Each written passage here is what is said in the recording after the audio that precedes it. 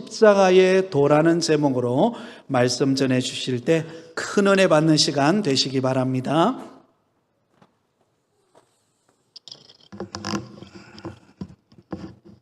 할렐루야.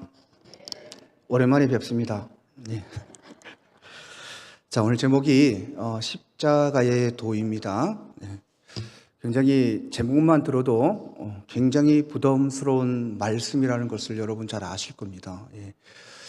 이렇게 참 힘든 시기에 위로의 말씀과 또 힘나는 말씀과 이런 말씀들을 좀 전해야 되는데 이런 말씀들은 충분히 다른 곳에서 듣고 계시니까 정말 우리가 잊어버리지 말아야 될 것들, 정말 붙들어야 될 것들, 우리의 참 평안과 참 위로와 모든 것들이 오늘 이 십자가 안에 있다는 것을 여러분 좀 알았으면 좋겠습니다. 그래서 좀 딱딱한 설교이지만 오늘부터 여러분 10번에 걸쳐서 십자가를 분해하도록 하겠습니다. 십자가에 도라는 말씀을 10번 정도 좀 전할 준비를 하고 있습니다. 그래서 오늘 첫 번째 시간으로 십자가의 도 첫 번째 시간인데요. 소제목은 십자가가 선포하는 메시지라는 제목으로 말씀을 나누겠습니다. 메시지가 5가지인데요. 오늘 3가지만 하고 다음에 2가지를 좀 나누도록 하겠습니다. 여러분은 십자가를 생각하면 가장 먼저 떠오르는 단어가 무엇입니까? 질문을 좀 드리고 싶은데 시간상 생략하고요. 여러분 십자가를 딱 떠올리면 어떤 단어가 어떤 생각부터 여러분 듭니까? 힘들다, 고통, 아픔, 죽음, 전부 어두운 단어들입니다. 근데 그건 여러분 십자가에 대해서 여러분들이 오해하고 계시기 때문에 그렇습니다.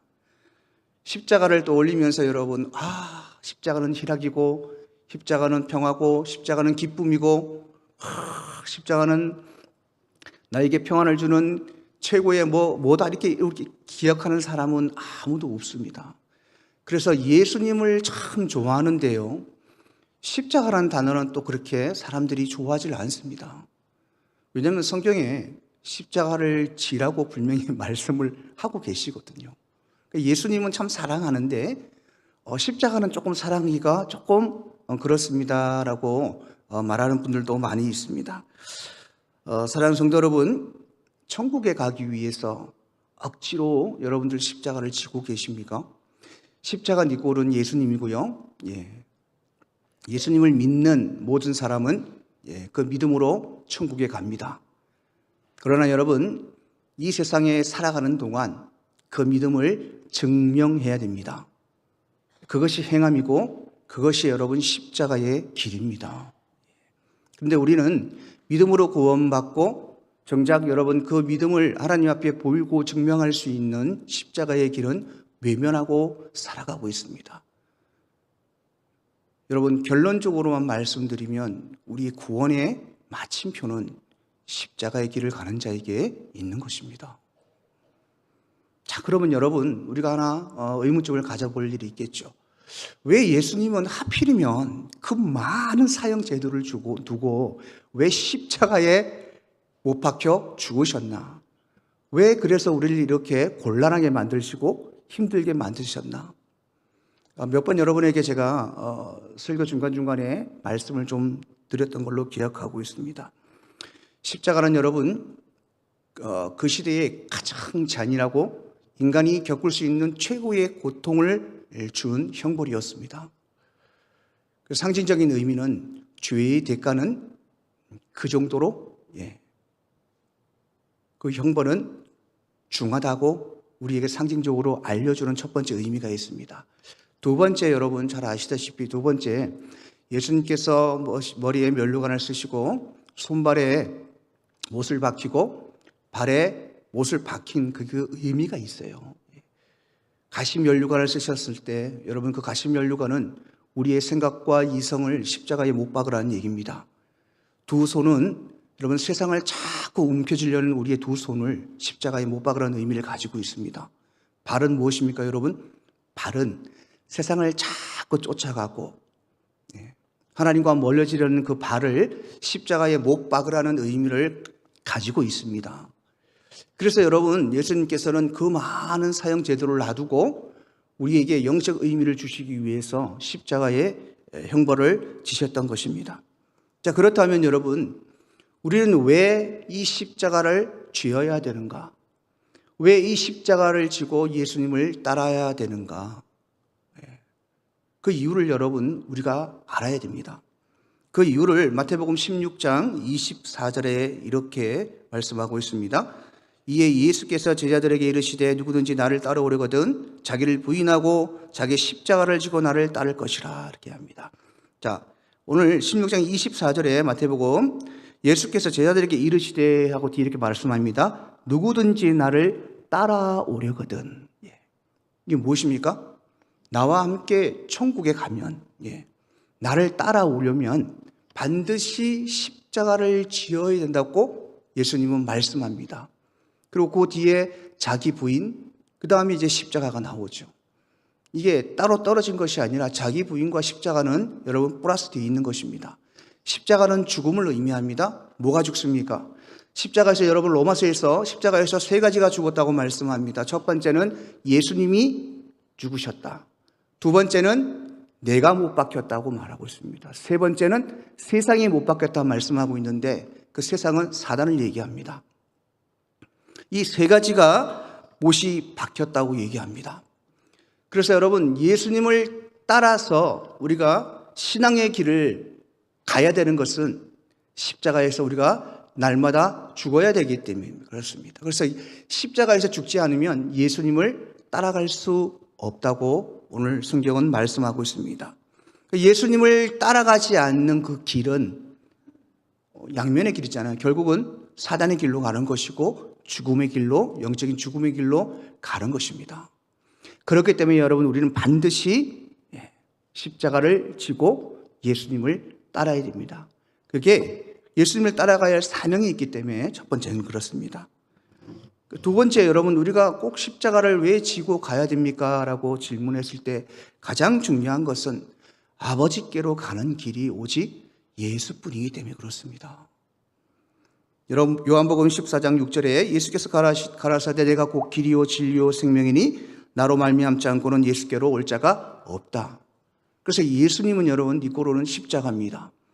그래서 예수님을 따라 십자가를 지고 그 길을 가지 않는 사람은 아버지께로 갈 수가 없기 때문에 우리는 반드시 여러분 십자가를 지고 예수를 따라야 된다는 것입니다.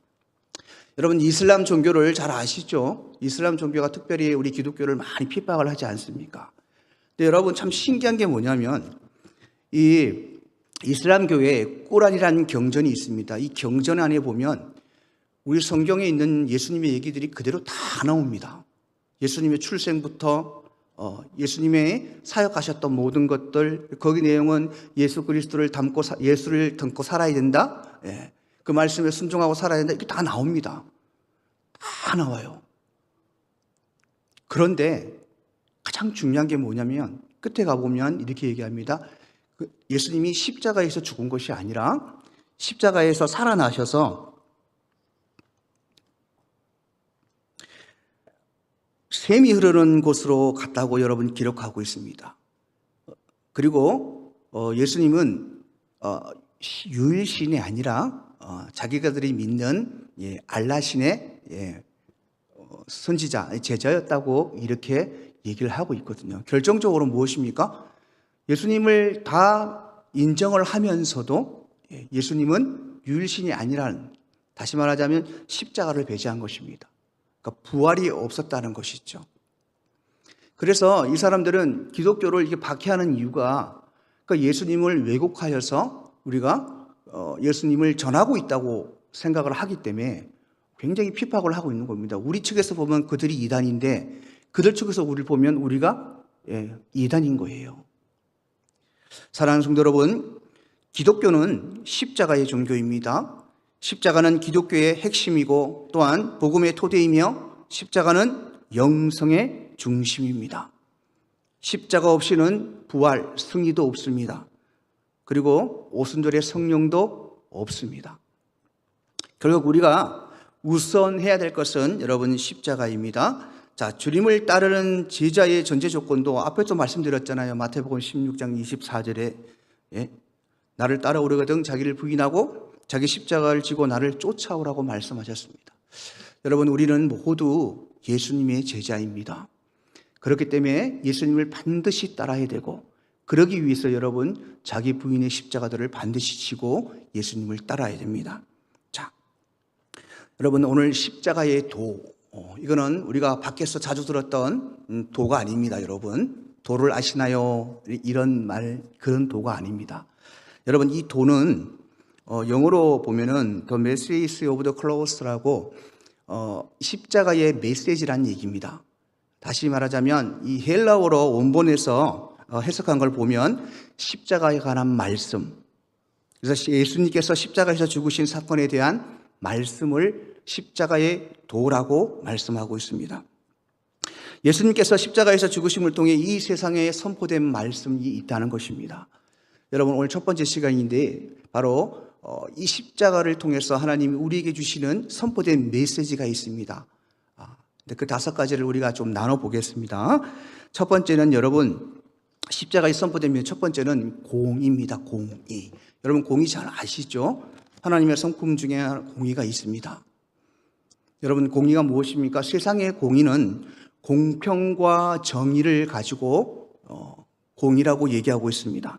그래서 인간 사회에 불공평하고 부정한 일들이 없는 것이 공의라고 얘기합니다. 또 특별히 신분의 위치에 따라서 불이익에 차별을 당하지 않는 상태, 그것을 공의라고 세상은 얘기합니다. 그러나 기독교의 공의는 다 조금 다릅니다.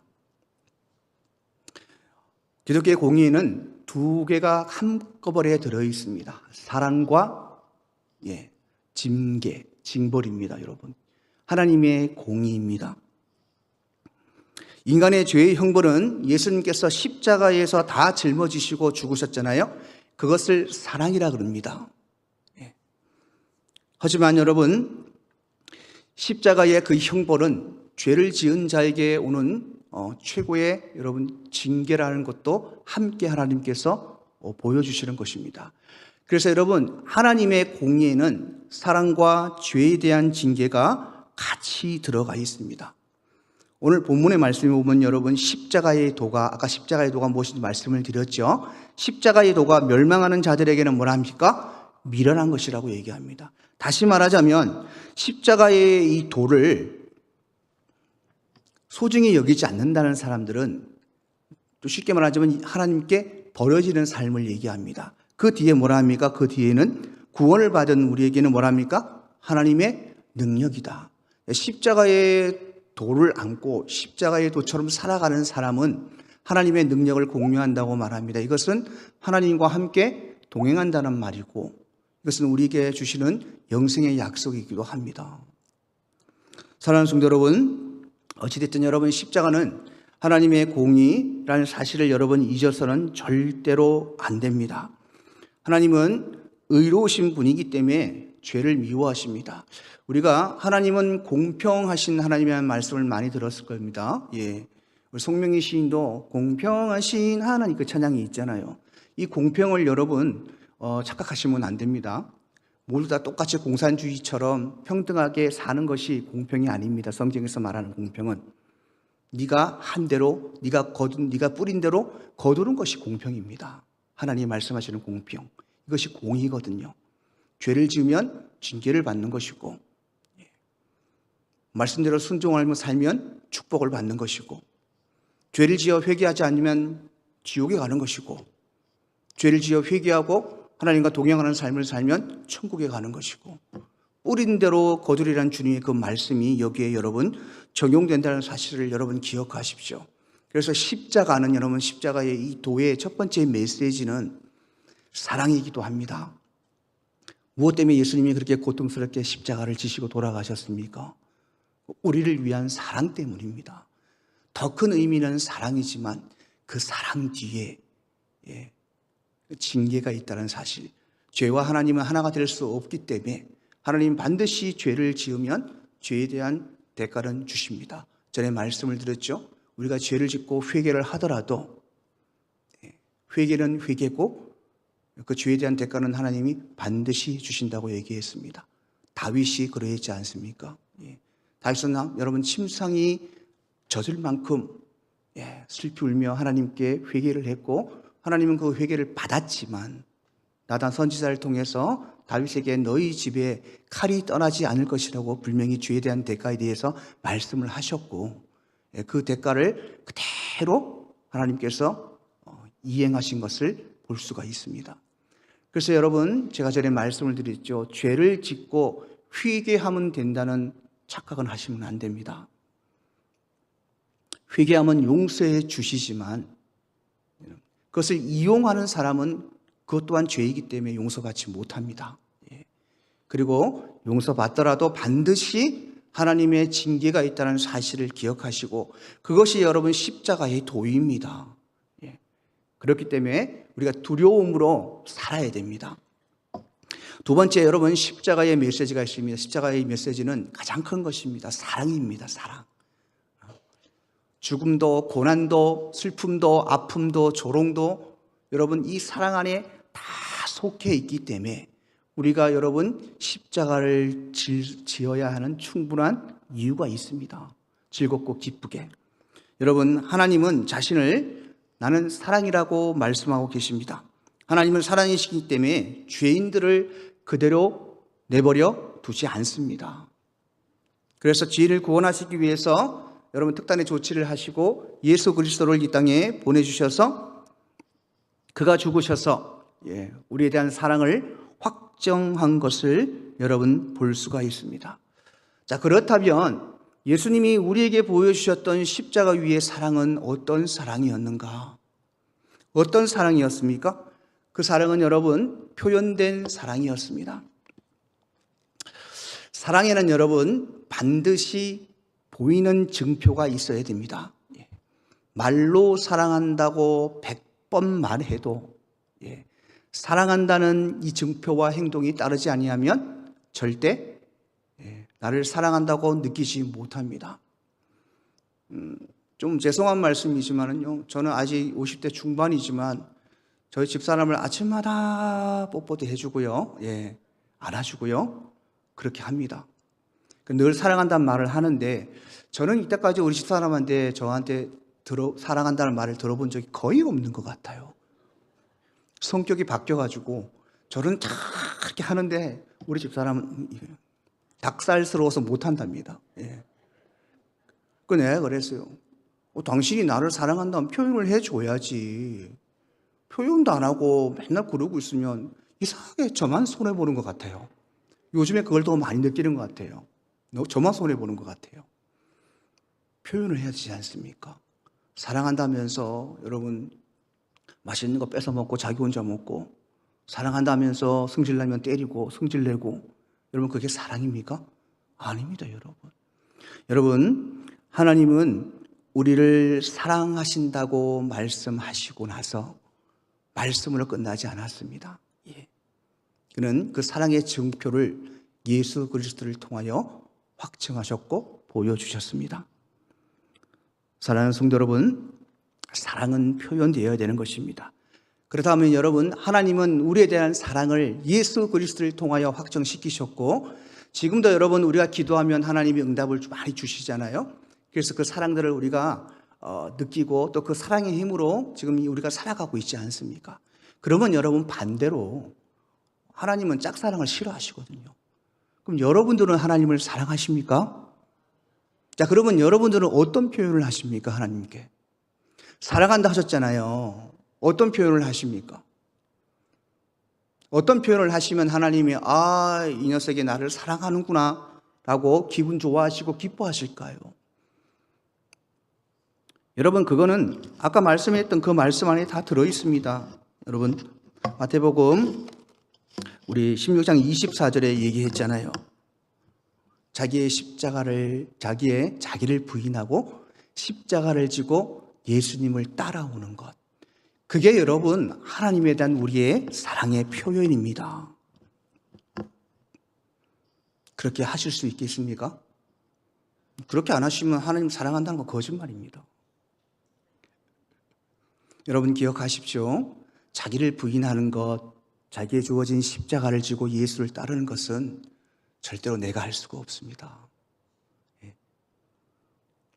발버둥 칠 때, 십자가 위에서 내가 죽으려고 노력할 때 예수님이 성령을 보내주셨잖아요. 그 성령님이 우리를 붙드시고 우리를 십자가 위에서 살아갈 수 있도록 이끌어 주신다는 겁니다. 여러분들이 자꾸 하려고 그러니까 낙심하고 여러분 넘어지는 거예요. 그래서 여러분, 자기를 부인하고 십자가를 지는 것이 하나님에 대한 우리의 사랑의 표현입니다. 반드시 기억하시고, 나는 못해요, 할 수 없어요가 아니로 하나님 저는 할 것입니다, 도와주세요라고 기도하셔야 됩니다. 그리고 그런 삶을 살아가실 때 하나님께서 기뻐하시고 즐거워하십니다. 네.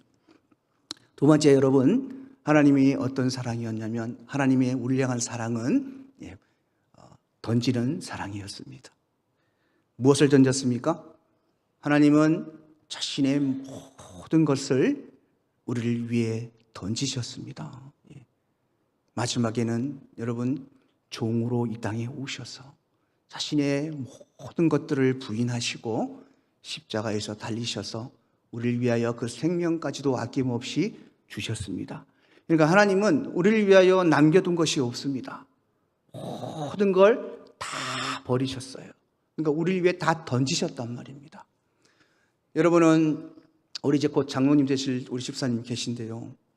우리 권사님이 제가 질문을 하겠습니다. 남편을 위해서 모든 걸 다 던질 수 있습니까? 정말입니까? 집사님은 그러실 수 있습니까? 가정의 불화를 좀 일으키려 했다면 그게 안 되네요. 예. 아니, 정말 진심인 것 같습니다. 예. 저도 그렇거든요. 예.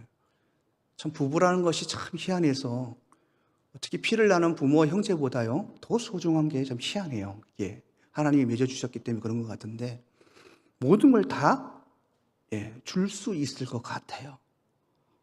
그런데 여러분, 우리가 인간을 사랑하는 마음이 이런데 우리를 사랑하는 하나님 마음은 어떻겠습니까?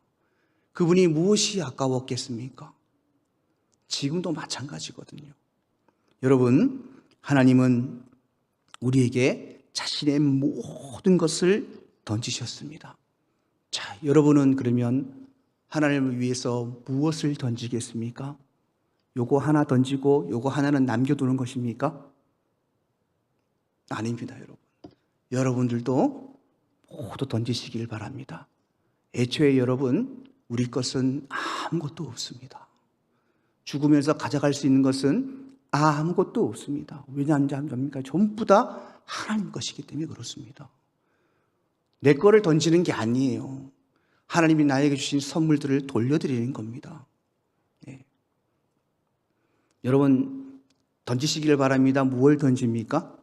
자기를 부인하고 여러분에게 주어진 십자가를 지시는 것, 그것이 나의 모든 것을 하나님 앞에 던지는 신앙입니다. 여러분, 마지막으로 세 번째입니다. 네 번째, 다섯 번째는 내용이 좀 있어서 다다음 주에 좀 하도록 하겠습니다.